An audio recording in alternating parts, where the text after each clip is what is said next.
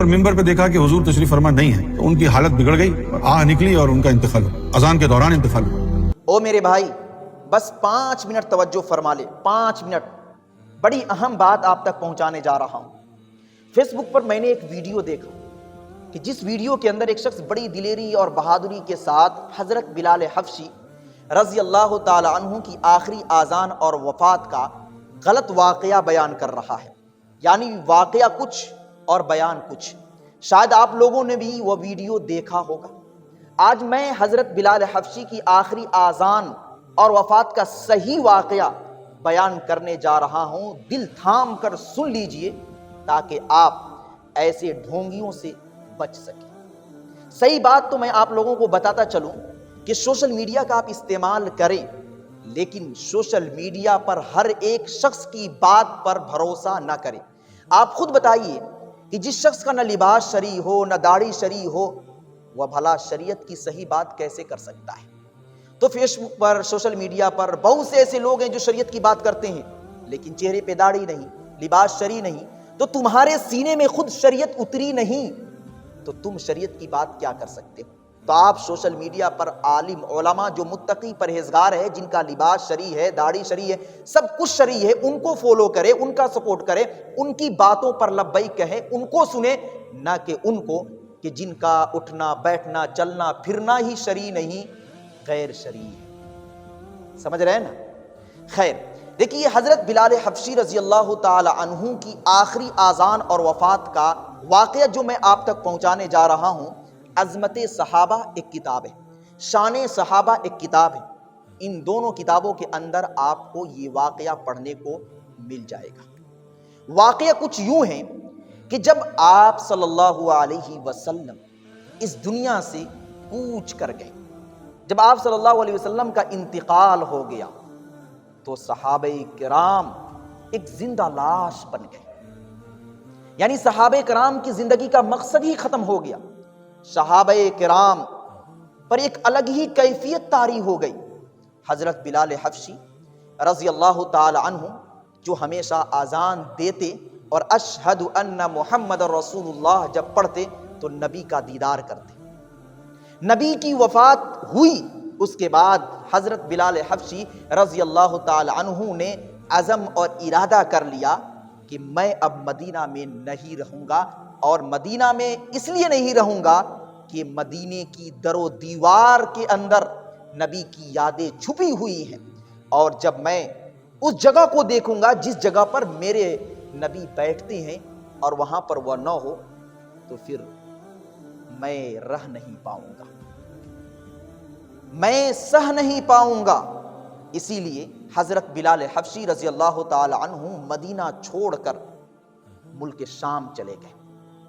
ملک شام گئے، 1 سال کے بعد حضرت بلال حبشی رضی اللہ تعالی عنہ کے خواب میں نبی آتے ہیں اور کہتے ہیں کہ اے بلال، جب تک میں تھا تو تو تھا، میں گیا تو تو بھی چلا گیا، اور اب تک تو مجھ سے ملنے تک نہیں آیا۔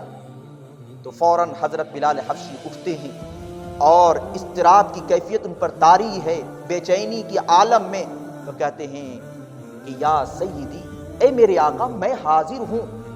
فوراً رات میں ہی رختے سفر باندھتے ہیں، رات دن طے کر کے وہ مدینہ پہنچ جاتے ہیں، اور مدینہ پہنچتے ہی سب سے پہلی حاضری نبی کے روزے پر دیتے ہیں، اور روزہ پہ پہنچ کر کہتے ہیں کہ یا رسول اللہ، تیرا غلام حاضر ہے، بلال حاضر ہے، لیکن تو پردے میں ہے، اور وہ بے ہوش ہو جاتے ہیں۔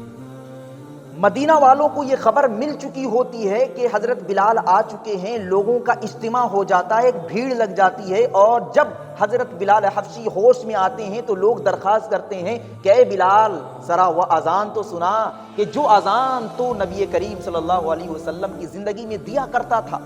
لیکن حضرت بلال نے ہاتھ جوڑ کر معذرت کر دی کہ نہیں، میں اذان نہیں دے سکتا، کیونکہ جب میں اذان دوں گا اور اشہد ان محمد رسول اللہ کہوں گا اور میری آنکھ ممبر پہ پہنچے گی اور ممبر خالی ہوگا تو میں اس کی طاقت نہیں رکھ سکتا کہ میں ویسے ہی اس خالی جگہ کو دیکھتا رہوں۔ میرے اندر طاقت نہیں کہ نبی نہ ہو اور میں آزان دوں، اس لیے حضرت بلال حبشی نے معذرت کر دی۔ لیکن صحابہ کرام چاہ رہے تھے کہ وہ آزان ایک بار دی جائے، کیونکہ ان کی آزان میں تاثیر ہی کچھ الگ تھی۔ کچھ صحابہ کرام مشورہ کیے اور مشورہ میں یہ طے ہوا کہ اگر حضرت امام حسن اور حسین رضی اللہ تعالی عنہما حضرت بلال کو کہیں کہ آپ اذان دیجئے تو وہ کبھی منع نہیں کریں گے۔ اور ایسا ہی ہوا کہ حضرت حسین رضی اللہ تعالی عنہ آتے ہیں، ملتے ہیں، حضرت بلال حبشی ان کو گود میں اٹھا لیتے ہیں اور کہتے ہیں کہ آپ ذرا وہی اذان سنائیے جو میرے ننا جان کو سناتے تھے۔ تو حضرت بلال حبشی رضی اللہ تعالی عنہ اب انکار کرے تو کیسے کرے؟ انکار کریں گے تو یہ روٹھ جائیں گے، اگر یہ روٹھیں گے تو روزے میں ہمارے نبی روٹھ جائیں گے، اس لیے انکار کرنے کی کوئی صورت ہی نہ بچی، اور حضرت بلال حبشی رضی اللہ تعالی عنہ آذان دینے لگے۔ جیسے ہی اللہ اکبر بولے تو پورے مدینے کی جو فضا تھی وہ چینج ہو گئی، موسم چینج ہو گیا، ماحول، کلچر، سب کچھ چینج ہو گیا۔ آسمان میں جو پرندے اڑ رہے تھے ان کے اندر بھی ایک عجیب سی کیفیت طاری ہو گئی۔ جو زمین پر جو صحابہ کرام اور جو خواتین تھی ان کے اندر بھی ایک الگ ہی کیفیت طاری ہو گئی۔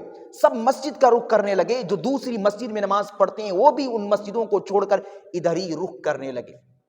لیکن جب اشہد ان محمد رسول اللہ پر پہنچتے ہیں تو اس سے آگے وہ اذان نہیں دے پاتے، وہیں پر بے ہوش ہو جاتے ہیں۔ جو ویڈیو میں نے دیکھا اس ویڈیو کے اندر وہ شخص کہہ رہا ہے کہ اذان دیتے دیتے انتقال کر جاتے ہیں، لیکن یہ غلط ہے۔ اذان دیتے دیتے وہ بے ہوش ہو جاتے ہیں، پھر ہوش میں آتے ہیں، کچھ عرصہ مدینہ میں بتاتے ہیں، اس کے بعد وہ اپنا ملک شام جاتے ہیں، اور شام میں جانے کے بعد 20 ہجری میں ان کا انتقال ہوتا ہے۔ 20 ہجری میں ان کا انتقال ہوتا ہے، 641 عیسوی میں ان کا انتقال ہوتا ہے، اور پھر ان کو دمشق کے اندر باب الصغیر ایک جگہ ہے وہاں پر ان کو دفن کیا جاتا ہے۔ تو واقعہ اصل یہ ہے کہ اذان دیتے دیتے حضرت بلال حبشی رضی اللہ تعالی عنہ انتقال نہیں فرمائے ہیں، بلکہ بے ہوش ہوئے ہیں اور اپنے ملک جانے کے بعد انتقال فرمائے ہیں۔ Thanks for watching. Don't forget like, comment, share and subscribe to Mufti Haq Kasmi.